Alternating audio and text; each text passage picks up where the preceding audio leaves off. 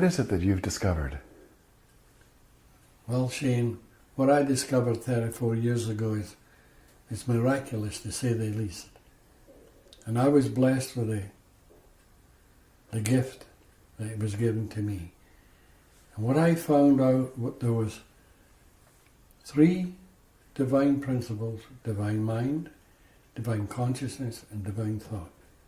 And they are the 3 principles that hold the secret to all human experience.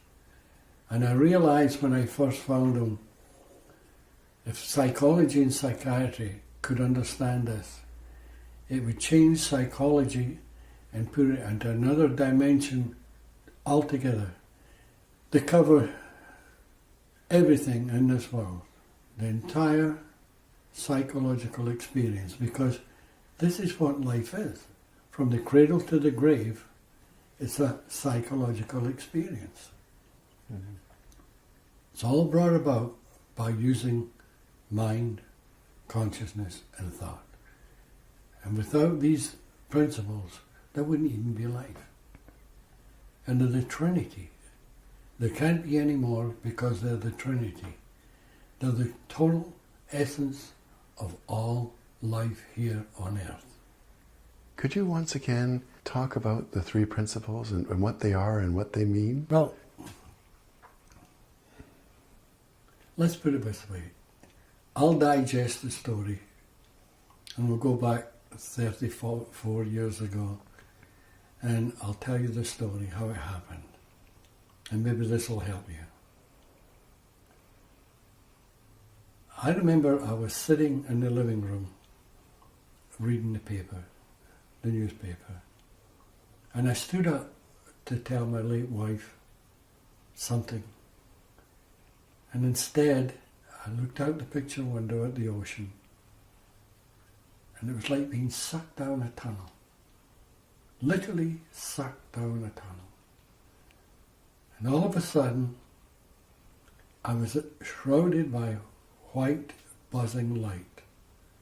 And I went beyond time, space, and matter, beyond this world, and realized that all life was a great illusion created from this formless energy. Then when I don't know how many seconds it took, but this light vanished, and I turned around and started to cry. And I said to my late wife, I'm home, I'm free, I've made it, I've conquered this world. Now that was a very unusual thing for me to say. Well, that's what happened, but you can imagine Barbara's face. It was like I'd shot her. She thought I'd gone off my head.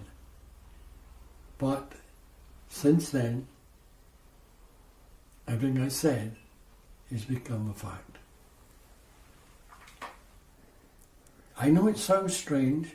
As a matter of fact, when I first found this, 3 days later, I went back to my work. And unknown to me, I'd changed so much that nobody knew me. My voice was different, my face was different, the way I talked was different, the way I acted was different, and I never realized it. But one thing I did realize, and it was interesting, is when I went back into the work, there was maybe 400 people, I saw every single one of them working from these principles. And if they were using those principles negatively, then they were unhappy people, or sad people, or disturbed people. And the ones that were using them in a positive way, they were the happy ones. It's because those principles, how you use them, dictates your whole outcome in life.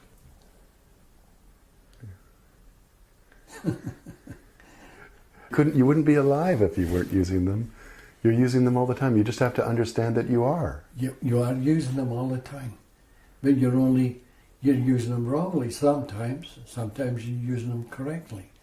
But if you know what they are, then you can go around and change your life. And why it happened to me, I have no idea. Because to be truthful with you, I was definitely most undeserving, but it did happen.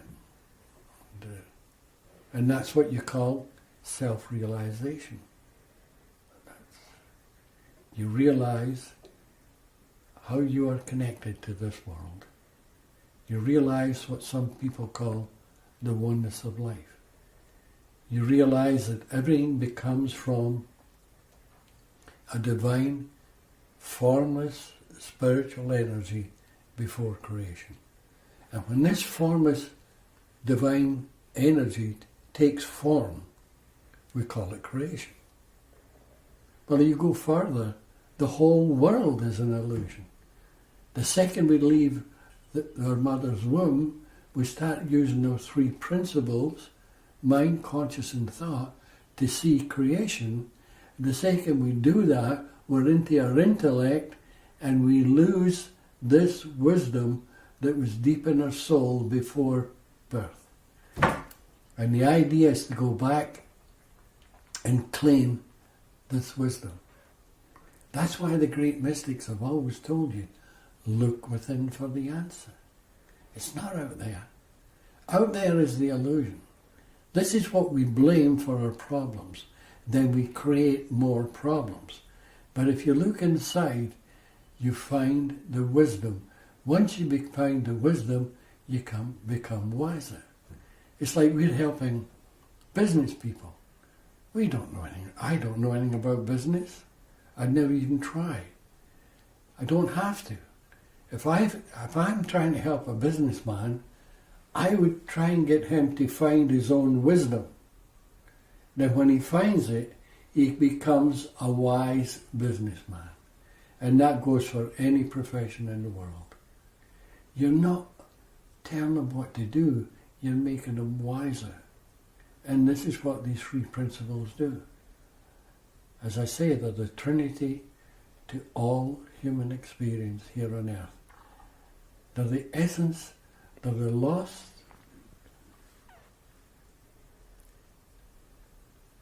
secret that the psychologists and psychiatrists have been looking for since day one. And I realize they've been taught certain things. And I know it's difficult to believe. But you see, what they were taught was from the outside to go inside and make you better. And that's not it. The secret lies when you realize the wisdom you seek is inside, then you go outside and change it. And that's the difference. It's so simple, and yet it's so profound. And people think, well, I know all about mind, conscious and thought because intellectually I can see it. But that's not it. My pet parrot could say mind, conscious and thought, but the parrot wouldn't know anything about it. And they'll say, well, come to an end once you realize that. That's not true. If you start talking about the principles, you could talk forever because they cover everything in this world. You could never come to the end of discussing the three principles. It'd go into psychology, psychiatry, philosophy, theosophy. It would go into mysticism. It would go into physics, neuroscience. It's got the ultimate answer. Now, I don't know anything about physics because I only had a grade 9 education. But after this experience, I knew I'd found the ultimate answer that the physicists were looking for. And consequently, I've been invited down to the States quite a few times to talk to some of the best physicists, and they always want me to explain why it is I say time, space and matter are all an illusion. And what the puzzle was, they were talking about the already formed energy in this world, and what I'm talking about is the divine formless energy before it is created into this world. But after I was finished, two of them came up to me and said, you know, Sid, we don't have a clue what you're talking about, but we know you know. And I thought that was a beautiful thing to say. And someday, I'd love to go back again. It is. It's a divine illusion, suspended within the boundaries of time, space, and matter. And time, space, and matter are all illusionary. I know it was a miracle that happened to me. There's no other way I could express it. Because how can a grade 9 educated welder who has hardly read anything in his life know immediately that he was qualified to go into any university in the world and talk about all these different subjects? I mean, there's something there. And that's what they'll have to look at. Because my time on this earth is limited. And I'd love to see it go out. My advice was to get a book or a tape, and you don't need anything else because you're getting it straight from the horse's mouth, so to speak. There's nobody contaminating it, telling you that there's 4 principles, 7 principles, or role play, or techniques. They're all from the intellect. Now, I remember many years ago, this monk, with all his robes and everything, came to see me on the island. And he listened, and he wasn't getting anywhere. And he was a very unhappy man, and he told me that his life wasn't worth living. And he said to me, but there's something puzzles me. Why did you decide to put it out into psychology rather than spiritual? And I said, well, I did put it spiritual. He says, no, you didn't. You're putting it through psychology and psychiatry. I said, that's only part of it. Didn't I tell you that all life is a psychological experience? He says, yes. He says, but that doesn't answer my question. Why did you say mind, conscious, and thought? And I said, well, tell me something. What is the only thing in this world that could be divine mind? And he thought for a while, then he said, God. And I said, well, what is the only thing in this world that can be divine consciousness? He said again, God. And I said, well, what is the only thing in this world that can be divine thought? He says, God. I said, well, how much more spiritual can you get? But he never got it. And to this day, he's still searching all over the world for the truth. And here he was standing listening to it, and he didn't recognize it. But that's okay, because he wasn't ready. And people will say, well, what makes you ready? You make yourself ready. When you're ready, you will hear it. If you never get ready, you won't hear it. You might have to go to another lifetime and start all over again. But when you're ready, the truth will be there for you, no matter where you are. You know, see, people, they go to India and they search for truth. They go to China and search for truth. They go up the Himalayas and search for truth. They'll never find it. Never. You know where you find it? You look in the mirror and you say, aha, it lies inside. And once you see that, your search is finished. There's no place to search. I've had so-called enlightened people come to me, see many, many times to see me.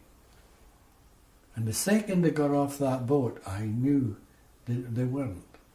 You know why? Because they were enlightened, supposedly, but they were still searching for the truth outside. They only thought they were. There's that thought again, eh? Whatever you think the world is, that's what the world is to you.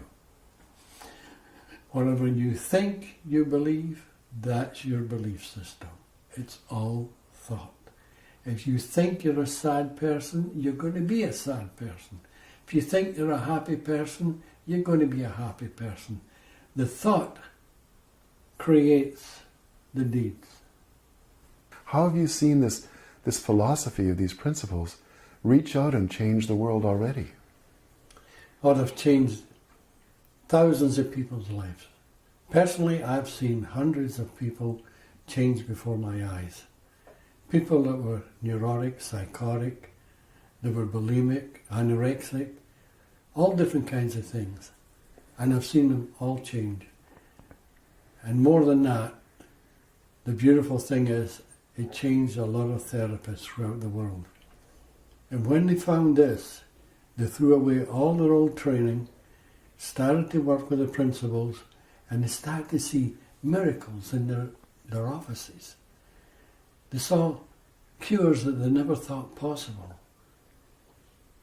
People who have been in therapy for many, many years and told by the psychiatrists and psychologists that they would never be mentally healthy. And quite often they go back to the therapist and say, I don't need you anymore. I just read this book, or I just listened to this man called Sydney Banks. And they'll say, that's impossible. And they want to give them more treatment, but they'll walk away. Do you know what's happened? Because they have jumped ahead of the therapist. And this is how powerful this is. And this is why I say, if the therapists of the world ever really start to take this, there'd be healings all over the world. I've been in a jail where there was 300 people, and every single one of them was carrying that book, The Enlightened Gardener. And I heard so many stories, it was unbelievable.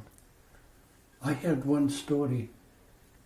Now this girl wasn't in jail, but I met her there because she's now a teacher. And her story was fantastic. When she was young, a young lady, she got abducted by a policeman. And she got tied up, she got raped, she got beaten. Now finally the police found them and she was released. But then she had to go for medical help for quite a few years. And she was in and out of hospitals. She had every kind of treatment known to man. And she showed me a letter where the hospital sent her, signed by a psychiatrist, saying that she would never be mentally healthy and she'd need help all her life.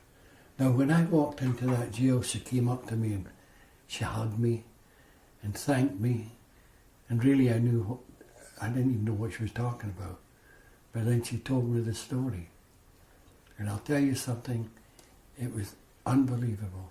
And that lady now is so healthy that she's become a teacher. She teaches the 3 principles to other prisoners. And all those therapists that have changed, they've told me that what they were doing didn't work. And now they're thrilled. They love their work, whereas before they were all cracking up. They were all leaving their profession. But now they go to work and they love it because they know they're helping people. Now that's quite different. That's really quite different. Maybe one last thing is, what's your hope for humanity? What's your hope for the world? Well, my hope for humanity is that the level of consciousness rises. See, nobody can change this world. I've said many times, for the world to change, the consciousness of humanity has to be elevated. Because right now, the conscious state of the world is in a deplorable condition. And this is why there's wars, atrocities, killings, etc., etc. And it's going to get worse. Believe me, it's going to get worse. Unless the consciousness rises. And I've had therapists that will argue with me and say, hey, Sid, just a minute. We've had conscious raising seminars for years and they don't work. No, they didn't. They weren't raising the consciousness. They were telling you what you do with your consciousness. And if you ever realize the difference between what you do with it and the true nature of consciousness, then that elevates you, your consciousness. Then when you look out into the world, it looks different. And that's what people have to do in mass, is lift their level of consciousness, they look outside and see a different world, then the world will change.